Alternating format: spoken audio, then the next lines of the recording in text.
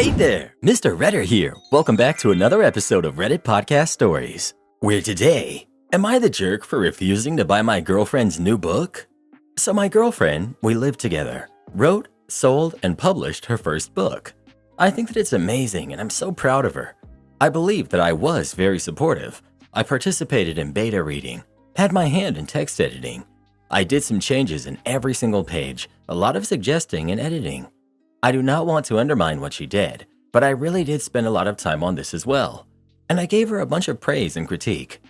We celebrated when she sold the book to the publisher and all, so I don't believe that I was unsupportive. However, she got very angry today because I refused to buy a physical copy of the book. I said that I just don't get this. We live together. What? Her argument is, we live in a small country and every copy sold matters and I should show support. I replied that the reader should buy her book, not her partner. Anywho, am I the jerk? It's up to you, but I'm leaning towards you're the jerk. Personally, I would buy my partner's book and get the very first personally signed copy to keep and proudly show it off, but you do you. Will it break the bank to show her support? Will it hurt you to buy it? It's a pretty big deal to get signed with a publisher. Congrats to your girlfriend. I wish her all the success. Not only that, I would buy additional copies to give to friends and family to show them how proud you are of her. He's definitely the jerk. Any normal person in a relationship would get a copy and have their girlfriend sign it. The dude's missing the point. You're the jerk. It's a shame she has to ask you to buy it. You're the jerk for not doing this without asking. You're the jerk. It's a gesture of support. She doesn't care if you never read it again. She only cares that you believe in her enough to buy a copy. There's no point in giving someone flowers either, as they just die after a couple of days. It's about the gesture and what it means to the person you bought them for. If I were you, I'd be buying copies for friends and family to show my support, but that's just me. Not the jerk. Pressuring your loved ones to buy a book you wrote is not mature at all. She's acting like a spoiled brat, and you can either enable her delusion, the way these Reddit losers want you to, or you can hold your ground and be a man. If anything, she should be gifting you a signed copy instead of expecting you to buy it yourself. No authors become successful by convincing their loved ones to buy their books. It's pathetic, honestly, and I'm not surprised at these idiots shaming you for not being a pushover. Am I the jerk for wanting to break up with my girlfriend after her ex's funeral? Plus updates. So my girlfriend and I have been together for about 4 years. She used to be close friends with her ex, however, he tried to make a move on her while she and I were together. So she cut off their friendship. They knew each other for about 10 years. They were high school sweethearts and stayed together throughout college. They broke up because he did not want to have kids. He passed recently, and my girlfriend was invited to the funeral. While I wasn't happy, so to speak, to see my girlfriend cry about this guy, I swallowed my emotions and offered my full support. She asked me to come with her. Here's where things got messy. She kept talking about how she wishes they never broke up in the first place, and that she never met anyone who she loved as much as him. She made a speech about how she says that if things had been different, they'd be a happy family with kids. I had to force myself not to say anything then. Now we're back home, and she hasn't said anything about what she said. I'm so close to just leaving, but I just don't know if she only said that out of grief. Update. It's been a couple of days, and my post got a lot of attention. It's been a week since the funeral itself, and I've been talking to some friends, as well as reading comments on my last post. Truth be told, I've been hesitant to talk to my girlfriend about this because she's still depressed. She's not talking to me at all, and I've been taking care of everything around our place. She's just been laying in bed. I've tried to talk to her, but she just shuts me out. I've been reflecting on our past relationship, and I realized a couple of things. My girlfriend was never as passionate with me as she was with her ex. She never did anything as romantic or thoughtful for me when compared to her ex. For example, she's never gone traveling for more than 3 days with me, but she traveled often with her ex, sometimes for years. It's not like I haven't offered. I was simply told to get over it and that each relationship is different, and people said crap like, if she wanted to be with her ex, she would be. Something also to note is that some of you actually pointed my attention to another post, one that's about a girl going to her ex's funeral. I read that post, and I don't know if it's actually my girlfriend or not. Some of the details are different, like our age. We're both 30. Also, I never said anything about breaking up with her for going to the funeral. I wasn't exactly happy to see her mourn the guy who wanted to hook up with her while she was with me, but I didn't actually say anything. Now, that post admitted that she actually cheated. I thought about this for a second, but it doesn't matter. Because if she cheated or not, I already broke up with her. I did have a talk with her, and she refused to at first by not responding to me. But when I told her I was leaving, she finally said something. I basically told her that I feel like crap ever since she said those things at the funeral. How I feel like she would rather be with her ex than me, that I felt like her second choice. She started to yell at me, calling me selfish, and that she's lost one of the most important people in her life, and I shouldn't make this about me. I was too tired to try to yell back. My things were already packed up. I'm staying with my parents for a while. Our lease doesn't expire for a few months, so I don't know what she's planning to do. I don't know what to do now. I thought I was going to marry this girl someday and have kids with her, but she wanted someone else all this time. I appreciate the comments. I don't know what I'm going to do. Man, you're doing the right thing. You absolutely deserve someone who will love you as their first priority. I wish you all the best for your future. Not the jerk. I'm so sorry, brother. It's going to hurt a long while. Take your time and mourn the girl in the relationship you thought you had. One day, you will find a woman who makes you her priority, who really wants to be with you and loves only you. Then you will realize how lucky you were to have this happen to you. Keep your chin up, champ. For her to scream that she lost one of the most important people in her life really dodged a bullet. You're the jerk. Honestly, you sound pretty pathetic. Your girlfriend just lost someone that was very important in her life, and instead of worrying about her and her grieving, you make it all about you. Boo-hoo.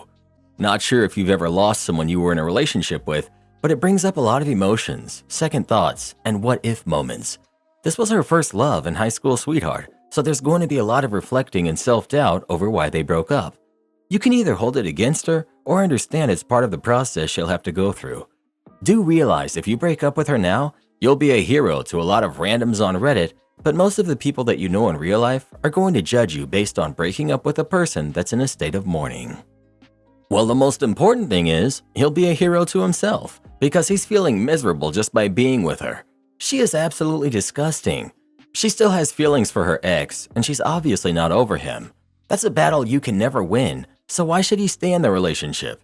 He's treating himself good now. He will be hurt over this, but in the end, he will hopefully find a girlfriend who treats him better and loves only him. Well, who do you think is the jerk? OP or his girlfriend? Well, ex-girlfriend now. Please let us know. Always remember that there's over 8 billion people in the world. If you look hard enough, you'll find someone who will show you the respect that you deserve. Am I the jerk for telling my husband, "I told you so," and laughing when we got the paternity test results? I, 27 female, have been married to my husband, 28 male, for 2 years and gave birth to our daughter 5 weeks ago. I'll try to keep this short so I don't waste your time with details. What happened was that our daughter came out with blonde hair and pale blue eyes, while my husband and I both have brown hair and brown eyes. My husband freaked out at this and refused to listen to my explanation that sometimes babies are born with lighter hair and eyes that get darker over time. He demanded a paternity test and threatened to divorce me if I didn't comply, so I did. After my daughter and I got home from the hospital, my husband went to stay at his parents' house for the first 3 weeks to get some space from me, while I recovered and he told them what was happening. My mother-in-law called and informed me that if the paternity test revealed that the baby wasn't his, she would do anything within her power to make sure that I was taken to the cleaners during the divorce. I had my sister to lean on and help me take care of the baby during this time. We got the results back yesterday, and my husband came home to view them with me. I was on the couch in the living room, so he sat next to me and we started to read the results. They showed that he was the father, and my husband had this shocked, kind of mortified look on his face, with his eyes wide as he stared at it. I couldn't help but say, "I told you so," and started laughing at the way he looked. My husband snapped out of his shock and got mad at me for laughing at him. We argued for a bit, which was mainly him yelling at me, before my sister came downstairs and my husband shut up. After that, my husband went back to his parents' house to clear his head, and 2 to 3 hours later, my mother-in-law called to scold me about laughing in his face, because apparently it was kicking him while he was down. She's also left a couple of nasty texts, essentially saying the same thing this morning. I don't think I'm the jerk, but I'd like some outsider perspective on this. So he was down by finding out that he was mistaken and you didn't actually get pregnant with someone else's baby? Tough luck, fella. He owes you a massive apology or 3. Sorry about your husband and in-laws. This is insane.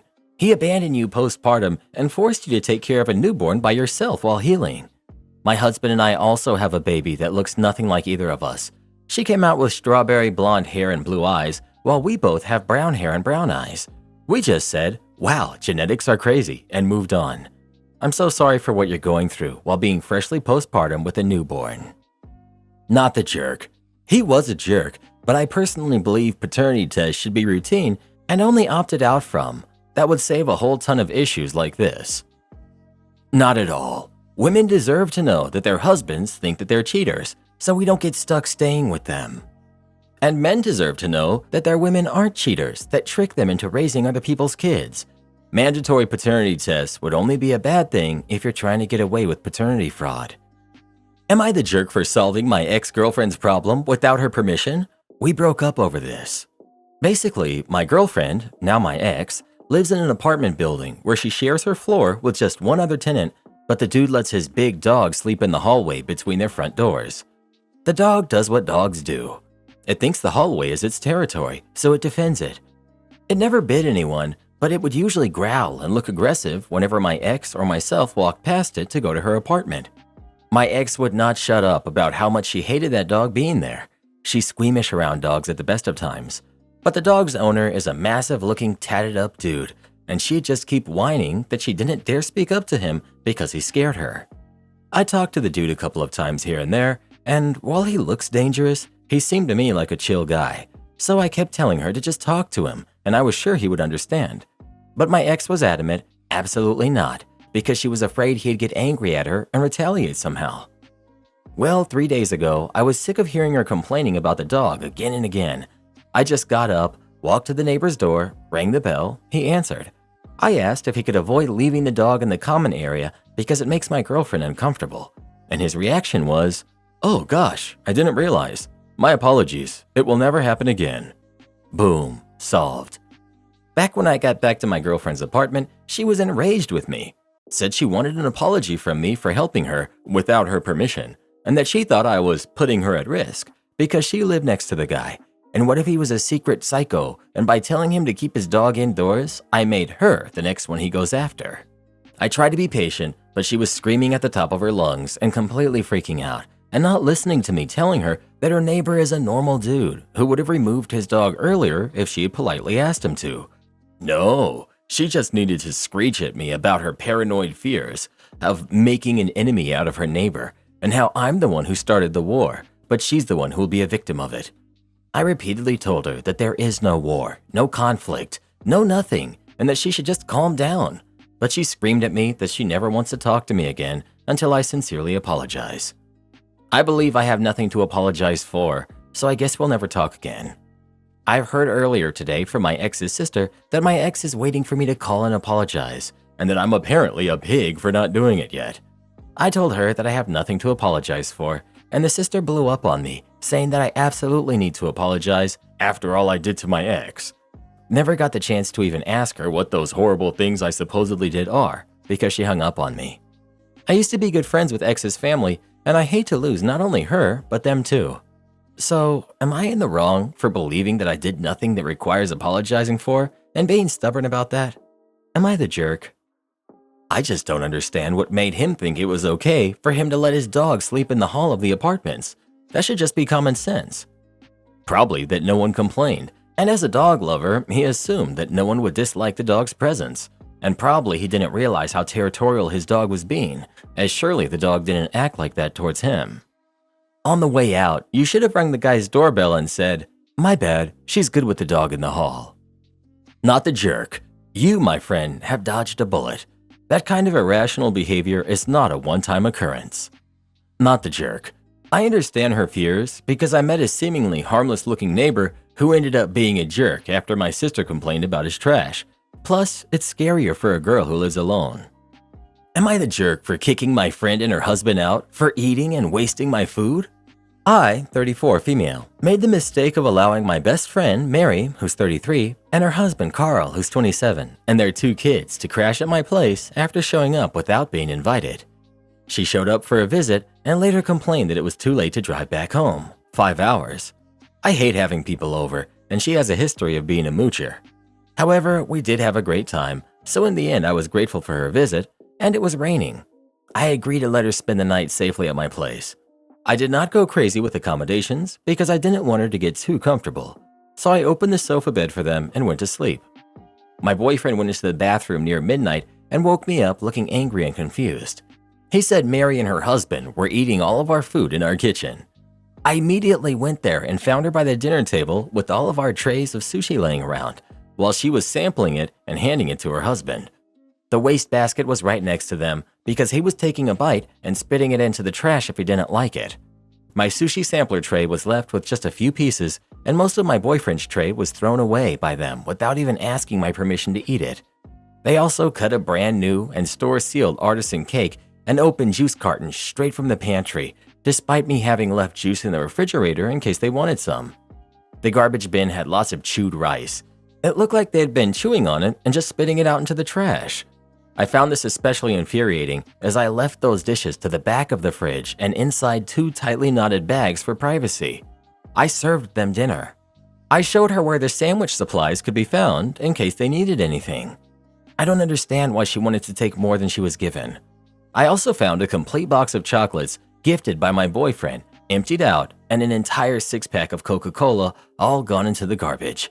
Her excuse was her wanting her husband to have a taste of nice things because he's not familiar with sushi, and she's always talked about the food I like to buy. I immediately kicked her out. She begged, but it was 12 a.m. and said they would leave very early in the morning. I went to bed crying in anger. I woke them up at almost 4 a.m. She started clicking her tongue like a sleepy cartoon character, and her husband protested that it was too early. I pulled the sheets from him and had them leave. As clarification, they both have jobs, and shame on me for allowing her to come in because I've had to create boundaries with her multiple times because of showing up unannounced, playing the "I lost my wallet" game when the check comes at a restaurant, and constantly trying to stiff me with bills. She called me hours later, but I didn't pick up, so she left a message. She said I spoiled her Christmas because her intent was to come visit her family nearby, but having to go back home, they couldn't contact family members to ask them to let them in because it was too early. So she and her husband had a fight and they drove back, and now he only wants to spend their 10-day vacation with his own family. She sent me another message a few hours later. She says that he's still very angry because he had to drive while groggy and that being sleepy causes him to be grouchy all day. She said he's so mad at her that he moved his stuff into the other bedroom. I don't know when she's lying, and her tears sounded really desperate. She's begging me to call him and talk to him, but I don't want to and I won't do it. I sent her a cash request for $500 to cover the sushi trays, the cake, and other foods plus replacements, also for inconveniencing me and for their night over. It sounds petty, but I'm still fuming. She whined and cried but paid for it, then said that because of me, her kids won't have Christmas. Not the jerk. They were chewing up your food and spitting it in the trash at midnight in your house? I wouldn't have let them stay until 4 a.m. I would have bounced them at midnight before they started gnawing on the walls. Goodness, they sound feral. Am I the jerk for referring to my cousins as my brothers in a post when I never refer to my stepbrothers that way? I, 18 male, have 3 stepbrothers through my dad, Blake, who's 20, Chris, who's 17, and Dave, who's 13. We are not close at all. Blake, Chris, and I aren't close because of a sort of mutual agreement, I guess, and I'm not that close with Dave because he was always following his brothers everywhere, as is to be expected. My stepbrothers lived primarily with their dad and his wife and spent every other weekend here at their mom's and my stepdad's, before Blake and Chris went out of state to uni. Now during Dave's every other weekend visits, it's just him and I. I used to want to be brotherly with my stepbrothers. I actually remember the moment it changed. I was 12 and their dad was taking them all to Florida on vacation, and I said something to Blake and Chris about wanting to go, and Chris responded that it was a brother's trip, only for brothers, so I can't go, and Blake laughed. That hurt, but something switched at that moment. I stopped caring. Since that day, when they are here, I coexist and generally try to make plans with my friends to stay away from home. If it wasn't a forced family thing by my dad and stepmom, I didn't hang out with my stepbrothers. Cut to the present day, we just aren't close. They come over for Thanksgiving to see their mom. I say hey and went to my room. Chris came in to talk to me to say that Dave was upset about my Instagram post. It was a picture of me and my cousins from last night and a caption about them being the best brothers. Truly, I didn't even know Dave had me on Instagram. I don't think the other two do, but I don't know. It was not a slight at my stepbrothers. I honestly wasn't thinking about them at all and told Chris that. Chris started talking about how the four of us are brothers, and I said we weren't. He said of course we are, and I was like, no we aren't, and I reminded him of how they excluded me growing up, his brother's trip comment, and us not being friends. He called me petty for holding on to grudges. He wanted me to apologize to Dave, and I told him I won't. We got into an argument with him insisting I apologize and move on. It ended with Chris leaving my room, saying this is why they never liked me, and I shouted back at him, my cousins like me, so I have all the brothers I need, which Dave heard. My stepbrothers left soon after, and then Blake texted me to ask to talk tomorrow and said Dave is really upset. Am I the jerk for calling my cousins my brothers in a public post that my stepbrothers could see? Should I have apologized and talked to Dave? Not the jerk. They asked, you gave them an explanation, which to be honest is really reasonable in my opinion, and they brushed off your feelings. They said, this is why we never liked you. There's probably some truth to that, and although your stepbrother is hurt, I would tell him, wow, imagine how I felt back then. It changed the dynamic of our relationship, and all of you saw it, but didn't seem to care then. But now you do?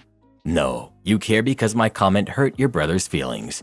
Yet, if I was your brother, you would care about how you hurt me. This is just another example of how you don't see me as an actual brother. Update. So I talked to Chris today, which was surprising because I didn't think we would talk about what happened. Just sort of move on like we usually do and not acknowledge it. But Chris apologized and we talked, and specifically about Dave. And you're right, I will talk with Dave. I feel bad for upsetting him. I didn't think Dave and I were that close, but Chris informed me that Dave considers us close. He tells them about all the stuff that we do together, which is not a lot, because I didn't think he even cared to hang out with me, but apparently it means a lot to him. Every time I've taken him somewhere or got him food or watched a movie, he's told them. I think a large part is obviously Chris and Blake being away at university while I live at home and still attend uni, so there's space for us to bond. But he really cares for me. I feel terrible about making him feel rejected, so I'll speak to him. I seriously was not trying to hurt any of them with my post, especially not Dave. My new coworker demands to be called Miss Potter. I've been with my company for 6 years now. We are very informal with each other and have a fairly laid-back culture. The company president is Dave. My boss is Lou. I tell employees who call me Mr. Smith, fake name, that my name is Dennis and that there's no need for formality. We recently hired a new employee. The fake name that I will give her for this post is Jenny Potter. In coming on board with us, Jenny signed all of her emails as Miss Potter. When she answers the phone, it's, "Good afternoon, this is Miss Potter speaking." When she calls me, it's, "Good morning, Dennis, this is Miss Potter." And my response is always, "Good morning, Jenny, how can I help you?" If I send an email to Jenny, the response is signed by Miss Potter, emphasis hers. She is 3 levels below me in a different line of report in terms of company hierarchy, so her supervisor's boss reports to someone on the same level as me, if that makes sense. It got back to me that she thinks I'm disrespectful for not calling her Miss Potter when I speak to her.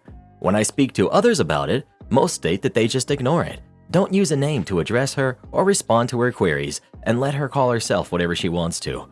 My boss thinks it's idiotic and that she's not at any level within the company to demand that. When I told my wife, she replied that it's obviously a button for this woman, and I'm being a jerk by antagonizing her. My counterpoint to this is that nobody in the company gets addressed formally, and if I don't call my boss or his boss by anything but their first names, I'm not going to formally address another employee several layers down the hierarchy. You're the jerk. She's being very polite about how she wants to be addressed, and you're being a jerk about it. She wants to be called Miss, call her Miss. Your position doesn't excuse this behavior. In fact, it makes it worse. She's not being that polite by demanding she be addressed with an honorific when no one else is. She's demanding she be addressed with more respect than anyone else at the company. Asking someone to refer to you as Mr. or Mrs. when everyone is on a first-name basis is the same as asking someone to call you sir or ma'am. He's allowed to be uncomfortable with that, and it makes sense that him being her superior makes it even weirder. It would be like having to call someone who works for you ma'am, or like students referring to a teacher by their first name and the professor responding with, "Good to see you as well, Mr. Smith." You know who historically gets referred to by their first name and asked to respond formally? Servants, typically. So yeah, the reason his position is relevant is because she's asking him to verbally refer to her as his superior when he speaks to her, even though she's dramatically inferior to him at the company. Edit. Her reasonable recourse is to ask to be called by her last name. "Hey there, Potter, how's it going today?" Very common practice, very normal. No honorific or implied relationship. Very simple, and she's clearly already comfortable using the last name, so it would be unreasonable to say that Miss Potter is significantly different enough from just Potter to upset her. He gets to decide to be called by his first name or not. She gets to decide to be called by her first name or not. Just because he breaks the conventions of basic business etiquette does not mean that she has to, no matter their relative positions. You're the jerk. You're the jerk. It's about boundaries, not hierarchy. Maybe she likes to keep it formal so she can draw a line between private affairs and work-related stuff, or she simply isn't comfortable being called by her first name. Absolutely nothing wrong with that. Don't you have more important things to tend to other than gossiping about coworkers and being a blabbermouth? Honestly, you sound exhausting to be around. No jerks here. She's allowed to have her preference, and I suppose you should respect that. But at the same time, I find it a bit disrespectful on her part to insist on a more formal address for herself in a work environment where that is extremely far from the norm. It would be one thing if everyone used titles at your workplace and she wished to be called properly, referred to as doctor because she has a PhD, but you insisted on saying Miss or Mrs., but no one in your workplace uses these terms, so it's just weird. Not the jerk. This is why you always have to weed these people out during the hiring process. My husband is a hiring manager for a large company, so I get to see the ins and outs. He'll spend days going through years of a person's social media accounts. If he sees anything at all to give off the impression that they'll be problematic, he shreds their resume and puts them on a do not hire list. I can tell you firsthand that he'd shred about 99% of the resumes from people here on Reddit. You are all just about as loony as it gets. Well, who do you think is the jerk? OP or the new employee? Please let us know. I'd start calling her Harry. Am I the jerk for not wanting to continue my daughter's gymnastics training? When my daughter was young, we introduced her to gymnastics. She was totally hooked and kept asking for more and more lessons. We encouraged her, thinking she would eventually lose interest. Now she's 12, training 20 hours a week, spending weekend after weekend competing at high-level competitions. Problem is, she's 5'7" already and still growing. She's starting to have ambition for D1 scholarships or even the Olympics. That makes me very worried. Being 5'7" basically destroys her chance of going to the Olympics.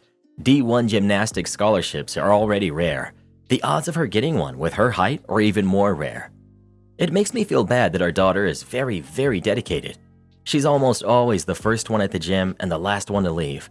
She watches replays of her routine on our drive to training, turns down social events because she needs to train, does extra conditioning at home. Yet, I cannot justify blowing thousands of dollars a year and hundreds of hours in time every year to gamble on something with so little chance of success. All the hours spent at her training, driving her to competition, is already causing our family life to suffer. She under-rotates her skills because of her height and gets injured more frequently than others. Her academics are suffering because of her gymnastics commitment. Her life is going in the wrong direction because of gymnastics. The Band-Aid is better ripped off earlier than later. My husband agrees. I broke the news to my daughter. Frankly, it broke my heart to tell her to give up on something that she's worked so hard for. I told her I know she's a hard worker. She would get much better rewards if she channels her hard work somewhere else, like in school or another sport. She plays tennis with her family only casually, yet she was able to win a few U12 tournaments locally. If that's not talent, I don't know what is. Needless to say, she did not take that well. She cried and cried and cried, locking herself in her room, refusing to eat, saying maybe if she doesn't eat, she will become shorter. I told her over and over that I love her and I just want what's best for her, but she wouldn't have any of it. I tried to reason with her, telling her chasing a dream is a privilege, not a right. No use. My husband has now softened even though we used to have an agreement. Our family is now phoning us to try and persuade us to let her continue training, even offering support for training costs and pickup and drop-offs. If she has the right body to be an elite gymnast, Or if she is tall like she is, but is not struggling because of her height, I would support her unconditionally. However, that's not the case. Sometimes I feel like giving in, but to think it through, I was the person who drove her to training and competition. I'm the breadwinner who paid for her training. It should be my right to call it off, especially as a parent. Help me out, Reddit. Am I in the wrong? You're the jerk. You're taking away her passion instead of trying to come up with a compromise that still allows her to train and participate in what she loves. I was a dancer and too tall for anything. You know what? I continued to dance into my late teen years. I was aware of my limitations, but dance was never taken from me. You're taking something away from your daughter without even discussing it with her or trying to work something out. I'm gonna say no jerks here. Ex-athlete here that peaked at a whopping 5'2" in a tall people sport. I completely see both sides. Constant overtraining is just going to lead to a lifetime of injuries. I'm 46 and need surgery on 3 joints, but I loved playing and no one could tell me to stop. So here I am, broken by age 40, in for a lifetime of pain. Maybe try diving. Same skills, not the same height limitations. Can you taper off? 20 hours a week, frequent injuries, no social life, and grades not as good as they could be are super valid reasons to want her to focus her energy in other places too. This right here. The people commenting, "You're the jerk," clearly have no idea how much time, effort, and sacrifice it takes to be a serious athlete. My younger sister was in the same boat, swam 6 hours a day and wanted to make it a career. However, she's 5'6", and even she understood that it wasn't going to happen once she stopped growing. Reality sucks, but it's just that, reality. You don't get to change it because you want something really badly. Not the jerk. All the "you're the jerk" people are totally unrealistic. You're spending thousands of dollars and hundreds of hours, and commenters are like, "But she loves it." Her grades and social life are suffering, and she's getting injured, and commenters are like, "But she loves gymnastics." That's irrelevant. Parents are supposed to step in when necessary. Well, what do you think? Is OP the jerk or not? Please let us know. Parents need to be realistic with their kids. Reddit boy used to want to be a rapper. Imagine if his parents had just encouraged his delusions. Come on, Karen, can't you keep anything a secret? Take me to my job. I don't care if the car has no gas. This happened a few weeks ago. I've been with my boyfriend for almost a year. He's a sweet guy with a big heart who loves me a lot. The thing is, he has a narcissistic mom who thinks she can do no wrong and everything bad in her life is somehow my boyfriend's fault. The thing is that she is also very stupid and constantly forces my boyfriend to do things that go against a regular person's common sense that instantly backfires. My boyfriend, if he wanted to, could write a post in this sub every week, but he doesn't know how to write in English, so here I am. I was spending the weekend at his house like I usually do. His mom's health these last few months has been terrible because of a bug bite on her leg. She hasn't received instant medical care because she was more focused on her work than her well-being, and the bite ended up rotting a hole into the flesh. So she now has to be forced to take proper medical care. This woman is so incompetent that she's a danger to herself. Anyway, their car has been broken for many months, but my boyfriend finally managed to make it work again. I know nothing about cars, but it's a Ford Fiesta from I think 2010 or older. His mom can't drive, so as soon as the car was working again, started to use my boyfriend as her personal taxi, just as we expected. She wants him to drive her to work at 5 a.m. and sometimes also wants him to drive her back home, which is a pain because our workplace is far away in the middle of our city. But if he refuses, she throws a childish tantrum until he says okay. She literally could get away with anything by throwing tantrums, even for stupid things. Once she was angered because boyfriend forgot to clean a small corner after he left the entire house perfectly clean. Back to the story. Friday in the afternoon, he picked me up at my workplace and we got to his house. We took a highway when the car started to lose some power until it shut itself down. We ran out of gas. He was angry because of all the times that his mom had made him waste so much gas that week. Tried to turn it on, and after some trying, he did it. Every few hundred meters, the car would shut down again, and we had to turn it back on. We barely managed to get to the house, and we had to call someone to give us 2 liters of gasoline that I paid for in cash so we could arrive. His mom came back at 8 p.m., and we told her how we ran out of gas. The next morning, we were asleep when she aggressively knocks on the door at 5 a.m. to wake my boyfriend up. This is usual. After he got out of the room, she told him to drive her to work. I was buried in the bed, and then heard the loud tantrum outside that my boyfriend told her that the car had no gas. She was screaming for about 10 to 15 minutes. "Yes, the car will make it. Son, I can't ask you for a favor without you being ungrateful. Why can't you take me to work? What an inconsiderate son I have. You want to make me walk with this leg? You will see that the car still has enough gas to get there." My boyfriend got into the room, took the keys, shoes, jacket, and stormed out. I didn't get out of bed. He was back in like half an hour. He told me that after the car shut down the first time while going uphill, she went quiet. The car did shut down 3 more times and she said nothing, maybe realizing that no, the car won't make it. They only managed to get to a bus stop where she could take a bus directly to her work, left her there and came back. The thing is that this woman never learns from her mistakes because it's somehow always someone else's fault. But at least she might feel quietly ashamed this time. And don't worry, my boyfriend and I have an exit plan so he can cut contact with her. We both have had enough.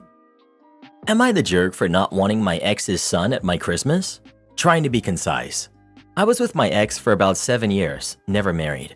Lived together the last 4. Broke up 3 years ago. She has a 21-year-old son, Shane, who is now going to college in a town that I have since moved to that his parents do not live in, about a 6-hour drive. We've moderately kept in touch since the breakup, mostly just when he reaches out to me. I would have preferred a clean break from both him and his mom, but I've had a hard time totally shutting people out. I've not seen Shane in person since he was 18. Anyway, I got married last year and welcomed my first child 6 months ago. This will be my first Christmas with my wife and our child. Shane was going to go visit where his mom lives now for Christmas, but due to a pending storm, it's uncertain if he will be able to travel there. He called me last night and asked if he could spend Christmas with me. I was definitely caught off guard and told him while it's good to hear from him, it will be my first Christmas as a whole family, and I'd prefer to keep it to just us and maybe her parents who will stop by later. Shane was very upset, told me I was replacing him. I tried to reason with him that this is just what happens when adults move on in life. I said we could still keep in touch, but I wanted Christmas to be just with my family since it's our first one. He hung up and then later sent me a long text saying some super not nice things.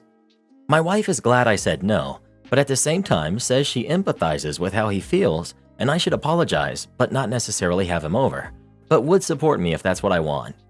Am I the jerk for not wanting him to come over for Christmas? Edit. Shane's mother and I were never married. Shane's father is active in his life, he is just off and out of town. I only had met Shane a few times until he moved in during his high school years. He was very active in sports and extracurriculars, so he wasn't actually home that much for us to spend time together. Them moving in was supposed to be temporary after his mom got laid off, and it just kind of dragged into them staying.